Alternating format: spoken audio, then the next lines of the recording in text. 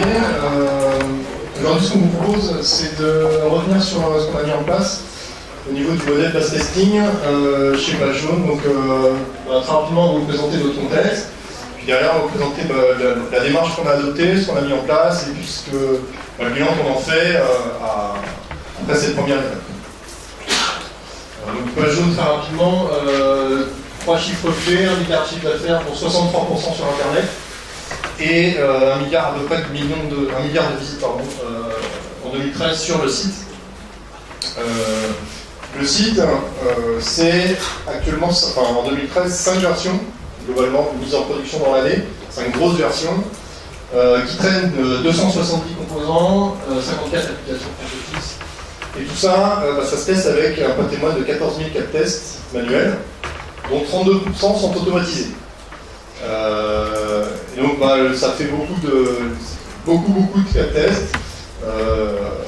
Ça fait un patrimoine qu'on a qui devient de plus en plus difficile à maîtriser, à exécuter. Donc petit à petit on a du mal à assurer le niveau de qualité qu'on devrait. Et donc on réfléchit à changer notre façon de travailler. Et cette année, on met en place une chaîne de continuous delivery qui vont nous permettre de mettre en production tous les jours des petits incréments. Donc un changement drastique de façon de travailler, de façon de délivrer, de façon de tester aussi. Donc plutôt que de passer des grandes campagnes de tests avec beaucoup de cas de tests, on va faire des campagnes beaucoup plus ciblées. Donc pour ça, 4 axes dans notre stratégie. Automatiser complètement une chaîne qui va permettre d'exécuter des tests à chaque étape, sur chacun des composants. Améliorer la couverture de tests en parallèle de ça pour permettre de mieux cibler nos tests à travers l'outillage et la gestion des exigences. Exécuter très rapidement une campagne de non-régression pour cibler précisément les tests à exécuter et puis synchroniser les exigences, les tests et les campagnes pour maîtriser l'impact d'une modification d'exigence sur l'ensemble de la campagne. C'est dans ce contexte-là, notamment, qu'on a mis en place donc, un outil de modèle base testing dont on va vous présenter aujourd'hui. Alors, au cœur la colonne vertébrale du besoin, c'est les exigences. Et donc tout s'articule autour de ça. Les exigences qui sont exprimées à gauche sous forme de user story par le marketing, par la direction générale. Puis les exigences, elles vont faire le lien entre, d'un côté, les développements, et puis de l'autre côté, les tests. Donc, ce dont on va parler aujourd'hui, c'est de la partie jaune. Donc, la partie jaune qui est comment est-ce qu'on a obtenu des cas de test par un outil de modélisation. Donc, comment ça se passe? On commence par modéliser dans cet outil les scénarios d'usage.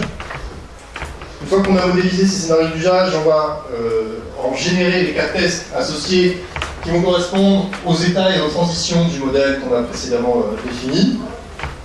À partir de ces cas de tests générés, on va pouvoir automatiser et générer de l'automatisation de ces cas de tests. Constituer une campagne automatique d'exécution pour une itération N, donc pour vérifier notamment la non-régression, la conformité aux exigences embarquées dans le sprint, exécuter, avoir un rapport, et puis itérer dans l'itération N+1, déformer un petit peu ce modèle, enrichir les exigences, etc.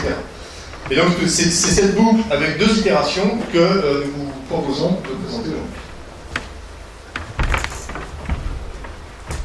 Merci bien, donc je suis Fabrice Trollet, je suis responsable de produit Mafio, et je vais vous présenter donc, la façon dont on est arrivé à automatiser et à mettre en place cette chaîne. Donc, pour vous expliquer le fonctionnement de cette chaîne, on vous propose d'abord de comparer le processus de test traditionnel tel qu'il était mis en place avant l'automatisation par le modèle base testing et le comparer avec un processus de modèle base testing. En fonction de la théorie qui sera bien assimilée, on va montrer sur l'exemple précis Page Jaune comment on a instancié ça par rapport à la démarche Page Jaune. Donc sur le test traditionnel, avant le modèle base testing, on part d'un référentiel fonctionnel qui est composé d'exigences qui étaient structurées et certaines non structurées. À partir de ces exigences-là, on a aussi une possibilité d'avoir des user stories, puisqu'en fait les exigences sont au sein d'un sprint qui est défini par des entrées qui sont des user stories, des histoires utilisateurs, qui sont raffinées au fur et à mesure de l'évolution des sprints. Et on a une partie de test analyse, où donc, le test analyste va analyser les différentes exigences de façon à pouvoir imaginer dans sa tête les différents scénarios nécessaires à la couverture de ces exigences. Et le problème en test traditionnel, c'est que cette imagination des différents scénarios, eh bien, il ne peut jamais être sûr d'avoir fait l'ensemble des tests qui permettent de couvrir les usages fonctionnels du logiciel. Ensuite, il y a aussi, à chaque fois qu'il va réaliser une nouvelle stratégie de test, il devra refaire cette réflexion et réimaginer les différents scénarios par rapport à un sous-périmètre ou un changement de la stratégie. Une fois que l'analyse est faite, le testeur, en test traditionnel, réalise les test cases, qui sont composés d'étapes de test, et ces test cases vont être rassemblés dans une test suite, un ensemble de test cases, qui vont permettre aux testeurs manuels de réaliser cette campagne de test. Et il y a une possibilité aussi en test traditionnel d'automatiser, donc de reprendre les scripts, les test cases faits à la main, de façon à les traduire en un script qui est du Selenium, de façon à faire l'exécution automatique. Une fois que ces scripts sont réalisés, on peut les exécuter sur un automate qui va lui-même générer automatiquement les campagnes. Donc ça, c'est juste par rapport à un rappel de ce qui est fait en test traditionnel. Là où donc on est intervenu et le changement principal, c'est donc sur le processus de model-based testing mis en place. Donc on montrera précisément derrière le détail. Où on part pareil d'un besoin fonctionnel. Alors, le besoin fonctionnel initialement était dans un wiki, dans des documents non structurés Word, et donc on intègre dans l'outil de gestion des exigences les différentes exigences structurées ou non structurées, de façon à pouvoir les gérer sur l'ensemble du cycle. En model-based testing, la phase de test analyste est aussi réalisée par le test analyste, qui va se poser différentes questions. Notamment, il va identifier l'ensemble des usages unitaires fonctionnels du système, et pour chaque usage, il va déterminer quels sont les usages associés et comment il parvient aux usages associés via des transitions et les résultats attendus qui permettent de passer d'un état à un autre état. Donc, une fois qu'il a ça dans sa tête, il va, donc c'est la différence fondamentale qu'on a mis en place, il va modéliser ces exigences et ces usages dans un modèle qui est composé d'états et de transitions, donc les ronds et les flèches que l'on voit sur ce dessin, et qui va aussi contenir les différents résultats attendus sur chacune des transitions. Une fois que le modèle est fait, par rapport à l'outil mis en place, on va pouvoir générer automatiquement les pas de test, qui sont donc l'ensemble des test cases qui sont composés des pas de test, qui sont au moins de même nature et avec le même nombre de détails que ce qui était auparavant fait manuellement. Donc cette étape, ça c'est la chose fondamentale par rapport au test traditionnel, cette étape est entièrement automatisée. Les test cases ne sont plus réalisés manuellement. Une fois que ces test cases sont générés, il y a donc, comme en test traditionnel, une possibilité de les exécuter manuellement, donc par des testeurs manuels. Et par ailleurs, on a une possibilité d'automatiser. Donc à la différence du test traditionnel où on fait une traduction d'un test case en script de test, on va en fait prendre le principe des mots-clés, que l'on va associer des mots-clés qui vont contenir des morceaux de script d'automatisation, donc qui sont du Selenium, que l'on va associer à différents endroits du modèle, de façon à ce que l'on puisse ensuite générer automatiquement un script instancié qui va comprendre l'ensemble des données d'entrée, de simulation et les données de vérification, les données de sortie, et qui va permettre d'instancier un script directement exécutable sur un robot de test qui est, dans notre cas, Selenium, Java pour Selenium. Donc on a une possibilité avec l'outil de pouvoir gérer directement les différents niveaux de couverture de test. Dans cette approche, c'est l'utilisateur qui va décider lui-même de sa couverture de test. Vous voyez, on a un petit indicateur, un petit curseur, un potentiomètre, et vous indiquez la couverture que vous souhaitez. Dans tous les cas, vous avez toujours le meilleur rapport entre la couverture de test et le test généré, et le nombre de tests générés. Si vous mettez 100%, vous aurez plus de tests. Si vous mettez 30%, vous aurez le meilleur rapport. Et c'est basé aussi sur les probabilités d'usage que l'on met dans le modèle. Donc là, on est en 100%. On génère l'ensemble des cas de tests et on peut derrière régénérer automatiquement les scripts Selenium par rapport à la nouvelle stratégie. Voilà. Et il y a un gain aussi observé dans ce qu'on va vous présenter par la suite, c'est qu'en cas de nouvelle version, on va identifier les nouvelles fonctionnalités qu'il y a par rapport à un import des nouvelles exigences et le delta que l'on va pouvoir récupérer les nouvelles exigences qui sera importé par l'outil. Et l'on va pouvoir mettre à jour le modèle. Et le gain est qu'on a juste à modifier le modèle et que tout ce qui fonctionnait auparavant va continuer à fonctionner par rapport aux configurations de chacun des états et transitions et par rapport aux résultats attendus et à l'automatisation. Donc la modification d'un modèle est plus simple que d'aller modifier directement une liste de cas de tests ou même d'aller modifier directement du script de test. Et donc le test peut être régénéré ainsi que les différents scripts de test. Voilà, donc ça c'est la partie un petit peu théorique et on va montrer sur le périmètre page jaune qu'est-ce qu'on a mis en place. Alors pour cette première mise en place, on a identifié deux lots au niveau de la gestion de notre compte utilisateur. Donc sur page jaune, on peut se connecter, on peut se créer un compte, etc. Donc ça dit qu'on avait sur un premier lot modélisé le parcours utilisateur pour créer un compte, et que dans la deuxième itération, pour voir comment on fait évoluer notre modèle et nos exigences, on allait rajouter le Facebook Connect qui permet d'utiliser Facebook pour créer son compte. Voilà, donc ça, c'est les deux lots qu'on a identifiés pour mettre en place du modèle Bass Texting et que Fabrice va vous présenter.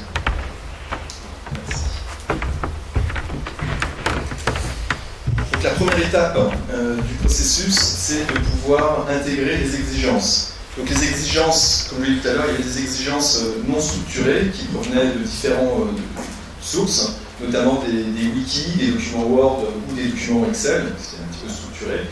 Et donc on a utilisé un outil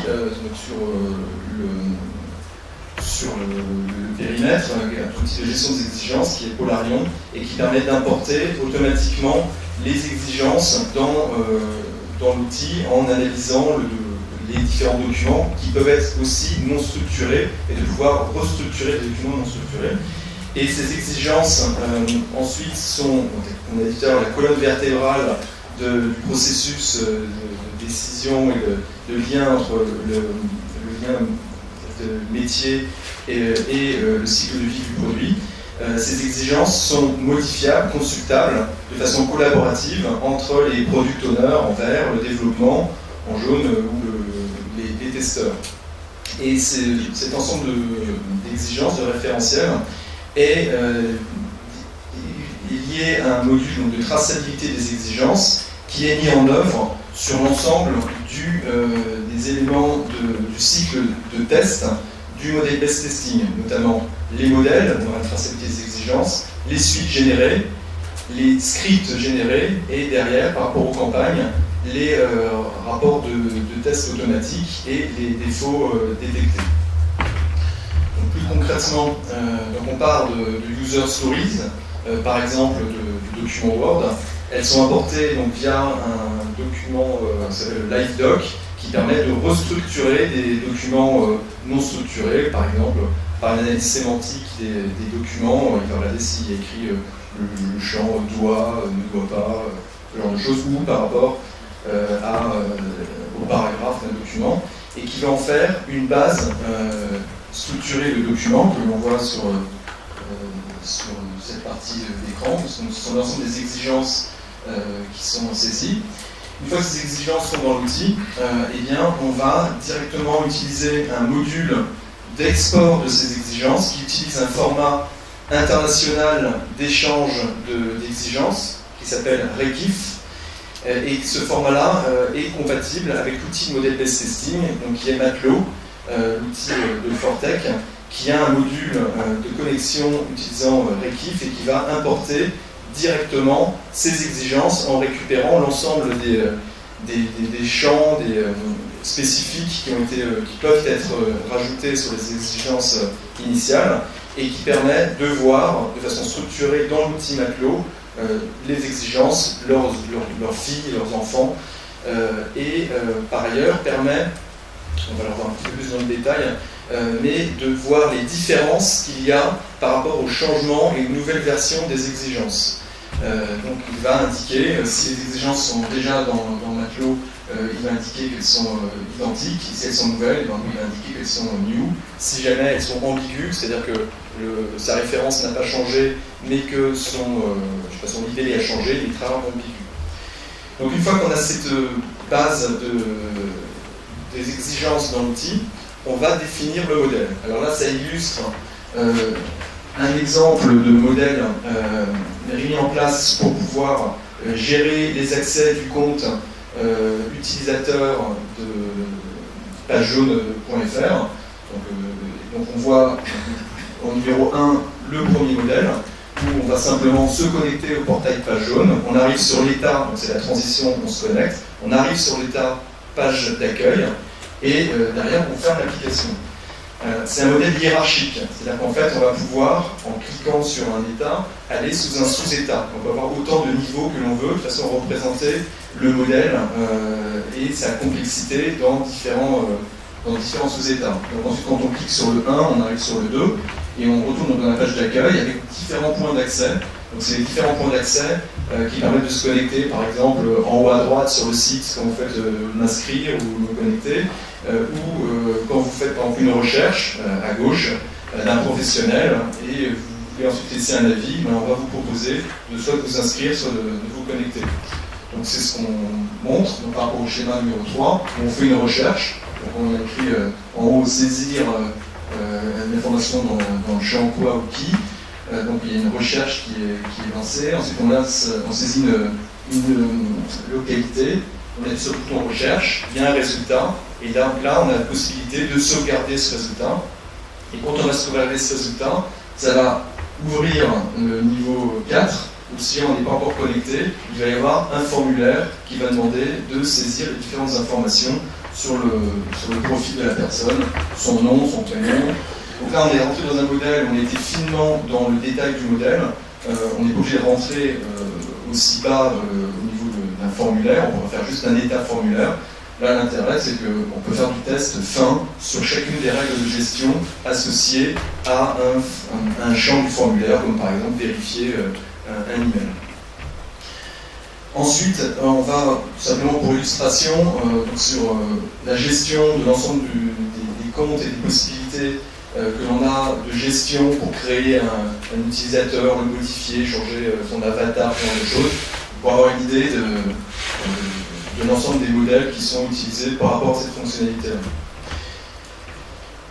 On va ensuite, les exigences que l'on avait insérées dans l'outil Matelot, on va les avoir donc, sous forme structurée, donc dans le module exigences, et on va pouvoir associer une transition à une exigence. Donc, on voit le modèle dans l'outil, on sélectionne une exigence, et ensuite, dans l'onglet Requirements, on prend l'exigence, et par glisser-déplacer, on la positionne dans la fenêtre. C'est comme ça qu'on fait l'association de l'exigence vers le modèle. Ensuite, on va choisir la stratégie de test que l'on veut. On a différents algorithmes qui sont proposés dans l'outil de model-based testing Matelot. Des algorithmes qui sont basés sur les probabilités d'usage, comme par exemple le plus probable, ou un algorithme basé sur les usages, ou des algorithmes qui vont se baser sur les probabilités, comme par exemple le postiche chinois, ou qui s'appelle aussi Arc Coverage, qui permet de passer au moins une fois dans l'ensemble des transitions du modèle, qu'on va vous présenter juste après, ou l'algorithme qui permet de faire des deltas entre un référentiel de test généré par rapport à un autre référentiel, et qui est pratique dans le cas de cycle agile pour faire un plan de test uniquement sur les évolutions d'un sprint sans prendre les tests qui ont déjà été réalisés. Donc en gros c'est l'inverse de la régression. C'est pour ça qu'il ne faut plus faire de régression, et c'est par rapport à un processus de maturité du logiciel à la première version. On ne veut pas faire tous les tests de régression, mais uniquement en premier les tests qui sont nécessaires pour tester les évolutions uniquement. Donc ça on va vous le montrer. Donc pour pouvoir générer un plan de test, on sélectionne déjà le périmètre sur lequel on veut faire son test. Donc on coche les différents états ou sous-états sur lesquels on veut faire. Si on veut tout faire, on sélectionne tout. Ensuite on choisit l'algorithme, bon, là c'est le postier chinois, on appuie sur générer et automatiquement ça génère le rapport de test. Donc le rapport de test, là c'est le format brut, on peut l'avoir en HTML et on peut aussi l'insérer dans le module de gestion des cas de test de l'outil Polarium. Derrière, on veut faire ensuite, on reçoit un nouveau sprint agile, où là, donc on a le périmètre qu'on a expliqué tout à l'heure, c'est-à-dire les fonctionnalités Facebook Connect pour pouvoir se connecter à son profil au lieu de le créer avec un user password. Donc préalablement, on sauvegarde le plan de test ArcCoverage ou Shanice Postman dans l'outil Matelot de façon à conserver la référence des tests qui sont déjà effectués. On importe les nouvelles exigences dans l'outil Matelot, donc où on va voir les new, c'est-à-dire les nouvelles exigences qui ne sont pas couvertes, et ainsi le test analyst va pouvoir faire évoluer son modèle de façon à créer les nouveaux états et transitions qui concernent les fonctionnalités Facebook. Donc là, pour simplifier, on a fait un état sans Facebook et un état avec Facebook. Et donc c'est simplement un ajout du modèle, donc on peut faire où on veut les nouvelles fonctionnalités. Et derrière, on utilise donc un algorithme qui s'appelle, qui va permettre de faire un delta entre deux versions, deux référentiels de tests. Donc ce que j'expliquais tout à l'heure, qui va faire le delta entre l'ensemble des tests nécessaires pour couvrir le site, moins les tests qui sont faits sans Facebook. Donc le delta, c'est uniquement les tests qu'il faut faire pour s'assurer que les nouvelles fonctionnalités fonctionnent avec Facebook. Donc là, on utilise un autre algorithme donc, qui s'appelle User Oriented Filtered, et on génère des plans de test où il y a uniquement les fonctionnalités associées à Facebook. Facebook ici, du coup il dit connecte-toi, va dans tel bloc, rentre telle donnée et connecte-toi avec Facebook, rentre tes informations. Donc c'est une illustration par copie d'écran de cette fonctionnalité-là. Ensuite, on automatise. Donc pour automatiser, donc, on a demandé aux automaticiens de faire un ensemble de fonctions d'automatisation en Selenium pour Java, qui sont les briques de base, des fonctions réutilisables, qui sont par exemple clic sur un bouton, et le bouton va être un paramètre. L'intérêt, c'est que cette fonction va pouvoir être utilisée à différents endroits du modèle. Donc ces fonctions, on les importe dans notre outil Matelot, et pareil que les exigences, on va les glisser, déplacer sur les différentes transitions, de façon à pouvoir avoir une fonction générique sur chacune des transitions, et c'est le modèle qui va passer les différentes entrées qui permettront de stimuler le système, donc par exemple faire une recherche de pizzeria ou d'un restaurant, ou de vérification, donc qui sont les sorties du modèle, et qui seront passées, en entrée et sortie, aux différentes fonctions d'automatisation. Et lorsque l'on va ensuite générer, donc on va appuyer sur un bouton qui va générer un script, donc ça va être un script Java, Java pour Selenium, qui comprendra l'ensemble des fonctions instanciées avec leur ordonnancement et avec les entrées et les sorties des paramètres qu'il faut pour pouvoir stimuler ou vérifier ce système.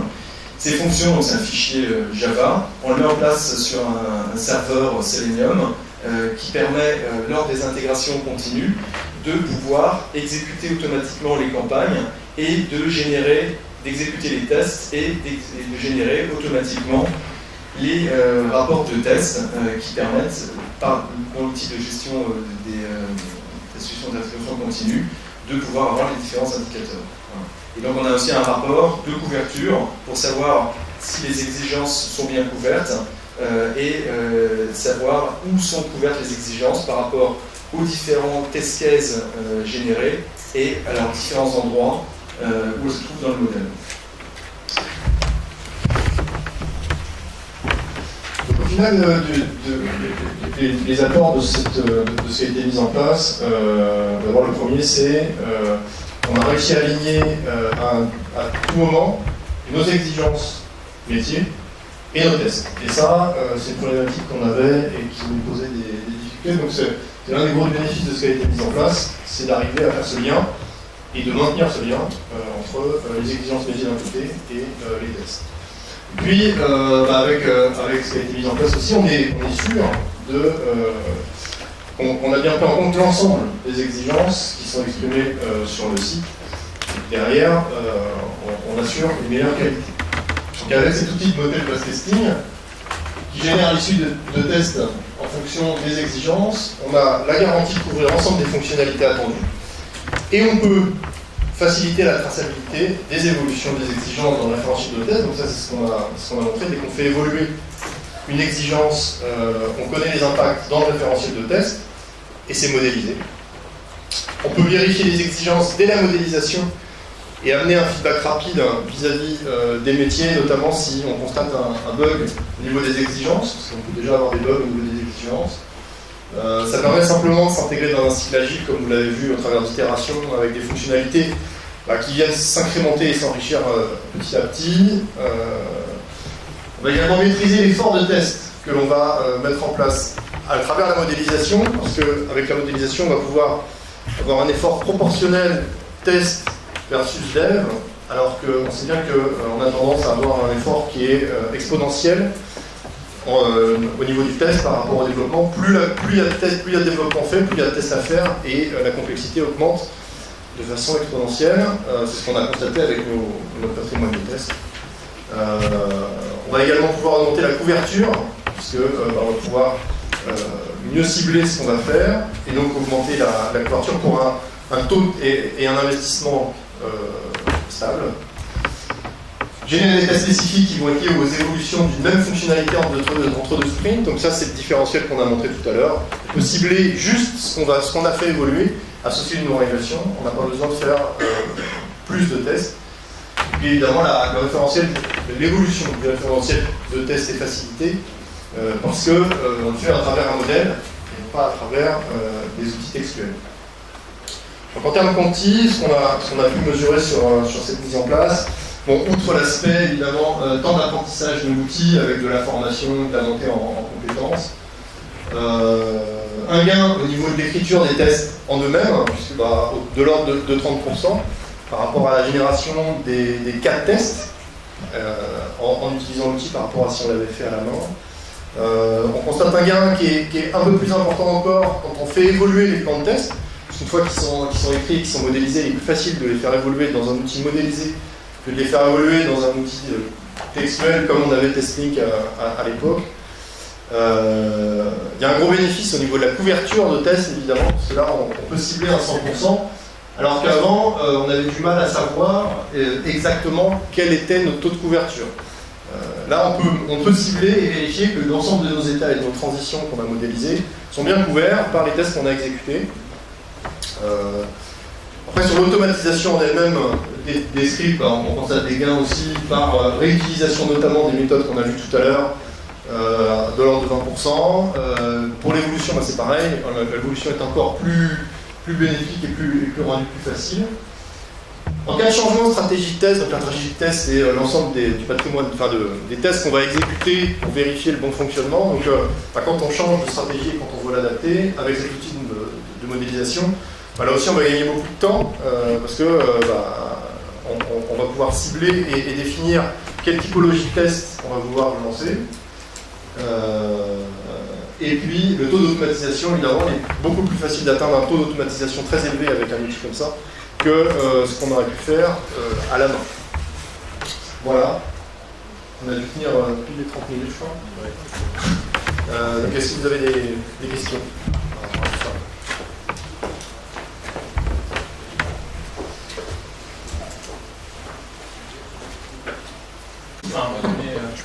Si vous décidez d'automatiser vos tests, comment vous sélectionnez vos jeux? Alors, dans l'outil Matelot, il y a un module de gestion des jeux de données où on va pouvoir à la fois gérer des données logiques, par exemple un restaurant qui a une raison sociale, qu'on peut voir apparaître, et on peut aussi gérer des données physiques que l'on gère soit au niveau de la base de jeu de test, qui est centralisée, soit éventuellement que l'on va pouvoir aller chercher par l'automatisation, où il va aller interroger directement une base ou un fichier. Donc en fonction de la stratégie, soit on prend la donnée physique au niveau de l'automatisation, soit en interne. En tout cas en interne, toutes les entrées qui permettent la vérification, toutes les sorties qui permettent l'entrée de simulation et les sorties qui permettent la vérification sont gérées de façon centralisée et peuvent être utilisées à différents endroits du modèle. Et elles peuvent être aussi importées depuis une base de jeux de données et synchronisées. Donc on peut partager ces jeux de données entre plusieurs projets. Une autre question? Oui, bonjour, excusez-moi. C'est juste une remarque ou question. Vous êtes très focalisé sur Selenium et Firefox, a priori. Qu'en est-il des autres browsers? Puisque vous en particulier du Java Selenium. On n'est pas focalisé sur Firefox. Non, mais ça veut dire que... C'est Selenium IDE. Ouais, je connais la réponse. Ah oui, c'est vrai. Oui. Donc en fait, effectivement, il y a, Selenium est connu par rapport au module Selenium IDE, qui est un plugin de Firefox, mais qui ne fonctionne que sur Firefox. Et là, c'est Selenium pour Java, qui est multi-browser. Et donc, c'est la notion de web driver? C'est la version web driver, oui, c'est ça. C'est full Java. Voilà, tout à fait.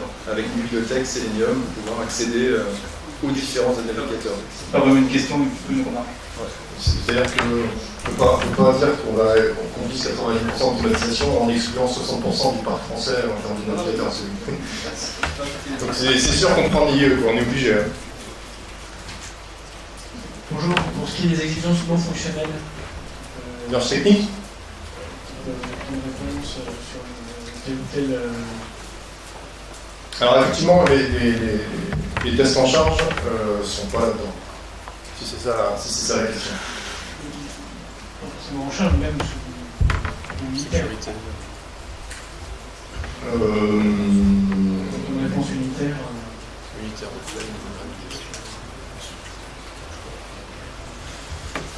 Alors, effectivement, donc là on est dans du test fonctionnel, et donc du test non fonctionnel comme la sécurité montée en charge ou le test statique sur les règles de codage, genre de choses ne font pas partie de ce périmètre, c'est une test boîte noire.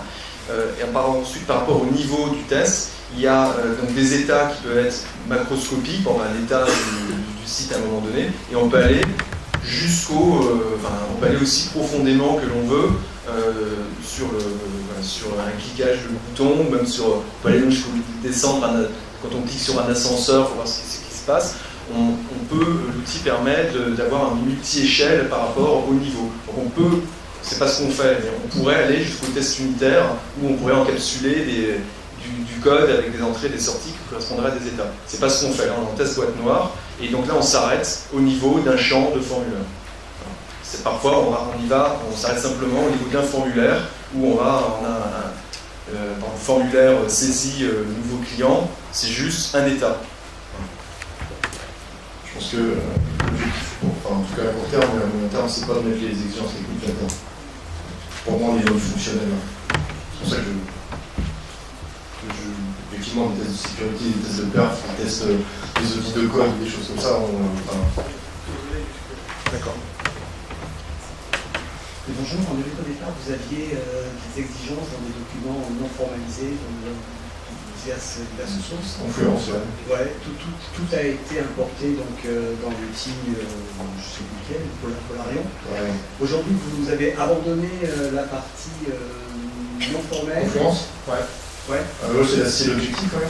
C'est-à-dire que les métiers Pourquoi travaillent directement dans Polarion. Ah bah oui, oui. Ouais, c'est ça. Pourquoi? Pour savoir. Ah,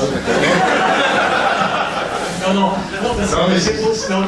la question derrière, c'est l'acceptation par des métiers d'un outil aussi structuré que référentiel d'exigence. D'accord, bah après, il faut un peu de temps avec la formation, hein, mais... Ouais.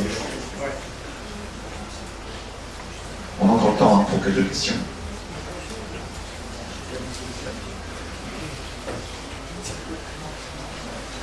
J'avais une question concernant l'automate de test. Vous utilisez, comment ça s'appelle, Selenium. Est-ce que vous avez des interfaces avec Qtp?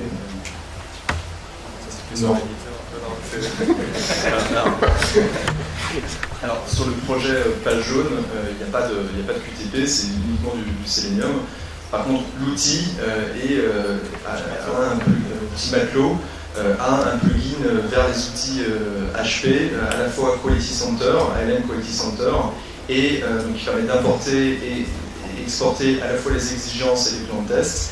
Et par ailleurs, il a aussi un plugin vers QTP qui permet de scanner un référentiel d'automatisation, donc les fonctions enregistrées avec la fonction record ou les fonctions visuelles basiques avec QTP, de les importer et les associer sur le modèle de façon à régénérer des scripts qui sont directement exécutable par QTP avec une synchronisation qui est parfaitement intégrée dans l'outil. Et ce n'était pas le thème de cette présentation. Encore une question? Aujourd'hui, je passe juste après. Donc vous avez montré un petit peu tous les modèles que vous génériez. Et j'en vois deux qui se sont étrangement. Est-ce que c'est un copier-coller ou est-ce que dans votre système, il y a des modèles similaires? Alors les modèles, ils ne sont pas générés, ils ont été créés à la main. Oui, mais il y en a quand même qui se ressemblent étrangement. Est-ce que c'est un copier-coller sur votre graphique ou est-ce qu'on trouve des modèles similaires en fait? Alors il y a, pour éviter des copier-coller, il y a une possibilité de pouvoir réutiliser, comme les modèles sont des sous-états d'autres états, on peut réutiliser un même modèle à plusieurs endroits. Normalement, on est par exemple celui-ci et celui-ci. Pareil. Et celui-ci. C'est peut-être du remplissage de documents, excusez-moi, je ne vais pas vous embêter avec ça. Mais est-ce qu'il y a des modèles spécifiques qui reviennent constamment? Enfin, c'est une question. Voilà, est-ce que la structure logicielle est fonctionnelle? C'est exactement. On a du doublon de codage qui font qu'on a doublon de tests similaires, ce qui montrerait qu'on a normalement le anti-pattern. Je pense que effectivement, c'est pas pour remplir l'espace. Je pense que quand on a fait le copier-coller, quand on clique sur un état, on arrive sur un sous-état, mais ça doit être le même. Donc on a pu le faire machinalement et on arrive au même sous-état qui est le même. Effectivement, c'est exactement le même modèle. Donc c'est la façon dont on a fait le copier-coller du modèle en arrivant ici, mais il n'y a pas de copier-coller dans le modèle. L'idée d'utilisation du modèle, c'est de pouvoir factoriser au maximum les différentes fonctionnalités en utilisant le principe des sous-états qui évite ça. Donc effectivement là, exactement les mêmes, c'est personne qui a dû le faire, peut-être moi. Bonjour messieurs. Dans la présentation, vous avez évoqué un outil là, qui s'appelle Matelot. Est-ce que vous pouvez repréciser son périmètre fonctionnel? Alors l'outil Matelot est un outil de model-based testing qui va permettre de pouvoir saisir ou importer des exigences, qui n'est pas une obligation. Donc, en général, il s'appuie sur d'autres outils du marché pour importer les exigences. Et le périmètre fonctionnel, c'est de pouvoir créer donc, ces modèles-là, donc une interface où on va créer un modèle, c'est aussi simplement qu'on peut faire dans PowerPoint.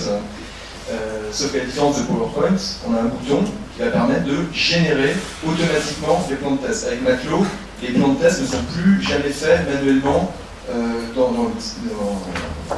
outil de gestion de test. Et donc il va générer à la fois les plans de test et il va aussi générer automatiquement les scripts d'automatisation en se basant sur les fonctions, les keywords déjà importés et mis dans le modèle.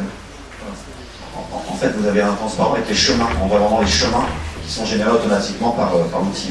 Voilà, donc en fonction de l'algorithme, choisi, on va pouvoir, il va générer des tests, quand on fait du test exploratoire, du smoke test, de faire des tests les plus probables, quand on fait l'intégration de bout en bout. Là, il va se baser sur les probabilités. S'il y a deux possibilités, soit aller sur un état, soit un autre, on peut indiquer dans le modèle Matelot ce qu'il y a de plus fréquent ou risqué. Du coup, il va faire plus de risques, là il y en a besoin, et dans cet algorithme-là, c'est vous qui indiquez le nombre de tests que vous voulez. Vous voulez faire 504 tests, il va vous faire 504 tests, et plus vous ferez des 4 tests, plus vous aurez une couverture importante. Dans celui-là, c'est le postier chinois, donc encore une fois, il va passer une fois, au minimum, dans l'ensemble des transitions de votre système. Donc vous êtes certain que vous avez le combinatoire de tests avec le minimum de tests pour passer au moins une fois dans l'ensemble des transitions. Le postier chinois, c'est le mathématicien qui va poster, qui va avec son vélo faire la tournée dans les villes en Chine et qui va le chemin le plus court pour passer dans toutes les rues. Celui-ci, c'est des tests combinatoires, donc il n'y a pas de probabilité, c'est pour pouvoir tester les combinatoires des tests peut-être improbables, mais que l'on met en œuvre quand on a un niveau de confiance assez important sur le système. Et là, c'est le test qui permet de faire des deltas entre deux sprints. On a aussi des algorithmes qui vont permettre de tester spécifiquement des exigences.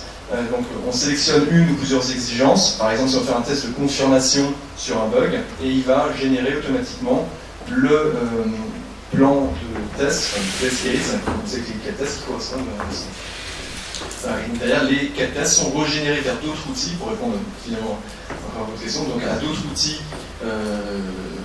de gestion de 4 tests.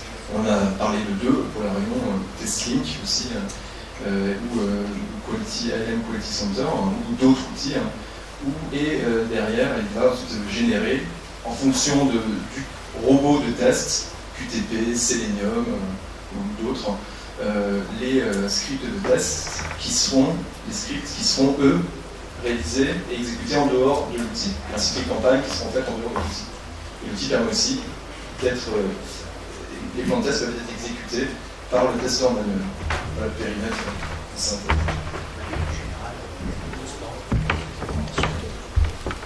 De manière plus générale, prendre des informations sur notre temps, sur la page. On va vous remercier. On arrive à peut-être une dernière question si vous voulez, sinon on va s'arrêter là, on est dans les temps. Merci encore pour votre présentation.